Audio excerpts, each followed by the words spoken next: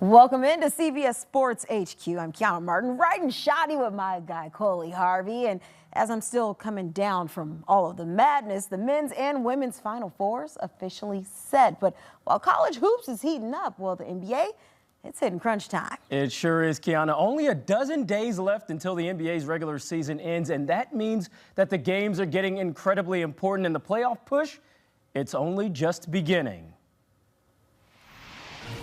We start this one off by looking at the Pistons and the Thunder. Thunder looking to become the first team to 60 wins this season as they host those East-leading Pistons. 7 seconds left in regulation here. SGA drives, steps back and hits the three, but wait, an offensive foul is called, so the basket is no good. SGA called for the push-off on Javonte Green. He couldn't believe the call. Next Pistons possession, Danish Jenkins. That three was no good. We head to overtime. The Thunder are 4-0 in overtime this season, entering this game, and early in the OT, SGA steps back here, drains the baseline jumper as the Thunder go up 2. SGA had a game-high 47 points. A minute left in overtime, Thunder up 1. Alex Caruso's in the corner. He hits the three. The Thunder win this one 114-110. That was the first basket that Caruso made in this game, as the Thunder become the first team to reach 60 wins this year. Jaylen Brown back in the lineup after missing the last 2 games due to Achilles tendonitis. Taking on the Hawks, seeking their 13th straight win at home. Well, early third quarter we take you, and Luka Garza gets it on the wing and drills the tray. Sees down 2. Garza started the game 6 for 6 from the field, finishing his day with 20 points. A couple minutes later, Onyeka Okongwu, wide open corner three. It's money. Hawks up 9. Okongwu finished with 20 points. 4 minutes left in the game now. Jalen Johnson gets it on the elbow and drains the turnaround Jay. He also finished with 20 points. The Hawks, they win 112-102, marking their 13th straight win at home. Anthony Edwards back in the lineup for the Timberwolves after missing the past 6 games with a right knee injury. We start this one in the first quarter, and Edwards in transition here, gets it on the wing, knocks down the three. That capped a 14-2 T-Wolves run. In the third quarter now, Edwards spins, steps back for the three as time expires, and he makes it. Ensuing Mavs possession, Cooper Flagg here. He turns it over. Ayo Dosunmu on the fast break finds a cutting Edwards and throws it down. Ant-Man, 17 points off the bench in his return. In the fourth quarter now, Ayo driving on Flagg finishes the contested layup as the T-Wolves roll to a 124-94 win. It's their 5th win in the last 7 games. And we say hello to our friend, CBS Sports NBA analyst John Gonzalez. And John, we start off with some good news for fans of the Minnesota Timberwolves. Anthony Edwards, he made his return to the floor Monday after missing the past 6 games with a right knee injury. Minnesota was 4-2 without him. Ant-Man finished this one with 17 points in 24 minutes. How did his presence make a difference for the T-Wolves in this win? Yeah, they really missed him, right? I mean, they had 6 games without him. They went 4-2 without him, but they got thumped by the Pistons in that previous game. And they didn't have Cade Cunningham, Detroit. So 17 points in 23 minutes tonight. He was efficient. He looked good coming off of that knee injury. You don't want to have a knee injury at any time of the season, certainly not when you're about to go into the playoffs.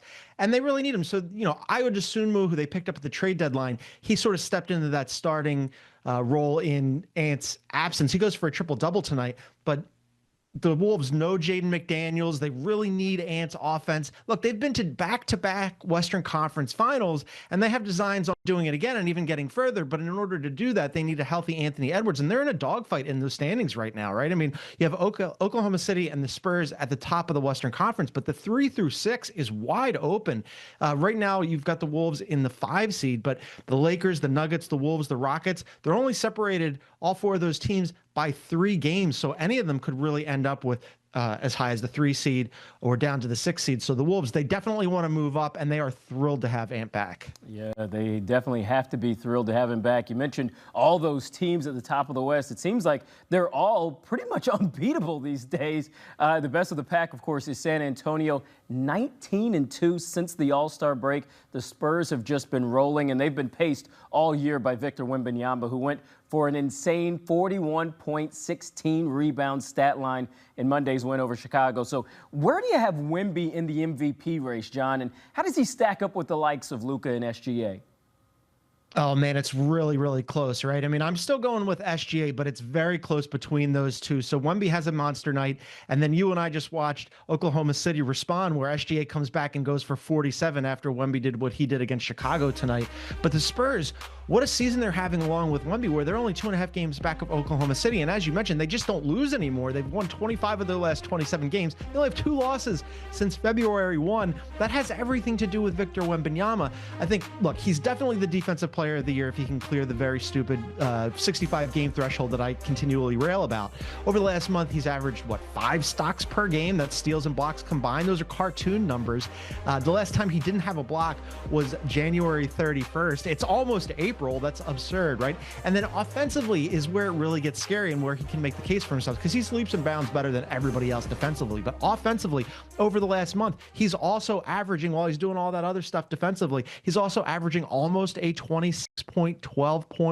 rebound double-double, right? And so now all of a sudden, the Spurs, who came into this season, a lot of people thinking, myself included, maybe they'd be in the play-in, now they're challenging for the Western Conference. So that's all credit to Wemby. I think it's still SGA for me. We saw what happened tonight. They were in danger at home against a Pistons team that was without a whole bunch of people. He stepped up in the fourth quarter and overtime, goes for 47 points. Look, it's hard to win MVP, right? It's going to happen for Wemby. He's going to win a lot of them, but I don't think it's going to happen this year.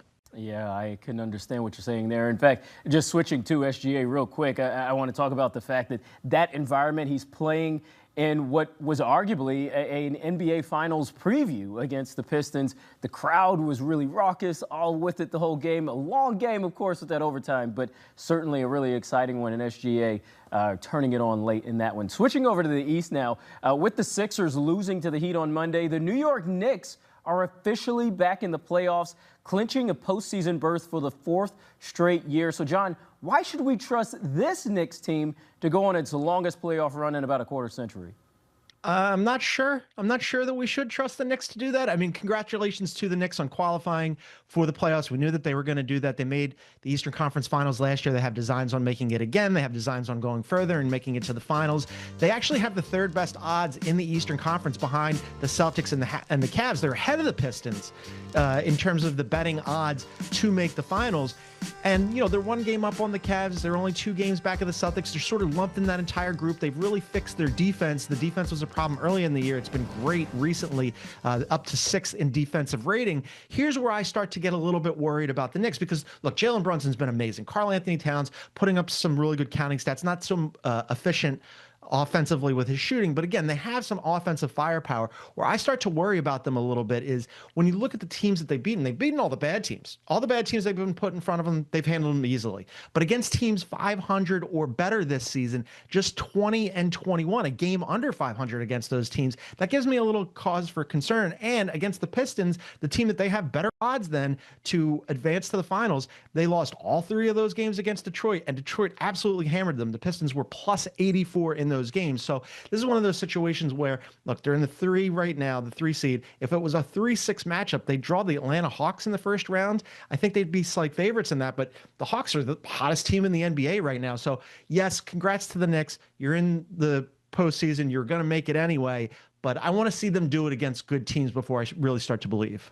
Yeah, to be the champ, you got to beat some of the champs. And speaking of one of those good teams that's playing so well right now, you just kind of made my segue here. Let's swing on down to my hometown of Atlanta, where the Hawks, they've caught fire this past month. They've been kind of rising like a phoenix out of their sub-500 ashes and all the way up to the Eastern Conference standings. After dominating the Seas on Monday, the Hawks have now won 16 of their last 18 games. So what's made the group in ATL so good over this last month? Yeah, congrats to your Hawks. They are killing it right now. And they kind of have a history of playing the Celtics tough. Oddly, they did this last year too. But since the All-Star break, they're 7th in offensive rating, which has been fantastic. But where they've really made their bones is their 2nd in defensive rating. Now, they're tied with the Raptors in the standings, and Toronto has a tiebreaker. But I'd bet on the Hawks to move up to that 5 seed because right now they are just cruising. Nobody can stop these guys. At present, as I mentioned, they'd be in that 3-6 matchup with the Knicks. If they move up, it would be a 4-5 matchup with the Cavs. Neither of those teams would be excited about playing the Hawks with the way they're playing. First of all, Jalen Johnson, you know about this, but maybe casual NBA fans don't know about how good Jalen Johnson is. He has really taken the leap this season. He's a double-double monster, a triple-double monster. He had a double-double tonight against the Celtics. CJ McCollum, who they got in that Trae Young trade that was basically just a toss-in because they wanted the expiring contract. He's found the fountain of youth.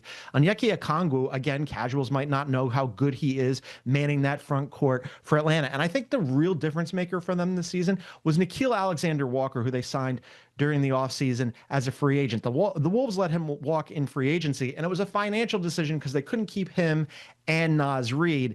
Might have been a mistake. I understand why they did it. Naz has been fantastic in Minnesota for a long time, but Nickeil Alexander-Walker has graduated from a very good bench player in Minnesota to a plus starter in Atlanta. He might be the most improved player when that award gets handed out. It's either him or Jalen Duren, I think. And then you have Quinn Snyder, who's just done an excellent job with this team. So they are hot at the exact right time. And whoever they draw in that first round, nobody's going to want to see that team. Yeah, they certainly won't. It doesn't look like anybody really wants to see the Hawks right now at 16-2 in their last 18 games. The Hawks are among the best teams in the league in that span. The only other team that's really actually been doing the very same thing is those San Antonio Spurs that we mentioned earlier. It just feels like this playoff chase, it's about to be incredible. John Gonzalez, thank you so much for your insight, as always. A quick look at the Eastern Conference standings. The Pistons remaining at the very top. Boston and New York, well, they round out the top three with those aforementioned Hawks climbing into sixth and contending with the Raptors for the 5 seed. A full look at the Eastern Conference playoff picture right here. 4 teams left, but who's the most impactful player for each squad to decide who'll be cutting down those nets? We break down each of the men's Final Four squads and their biggest difference maker. That's next. You're watching CBS Sports HQ.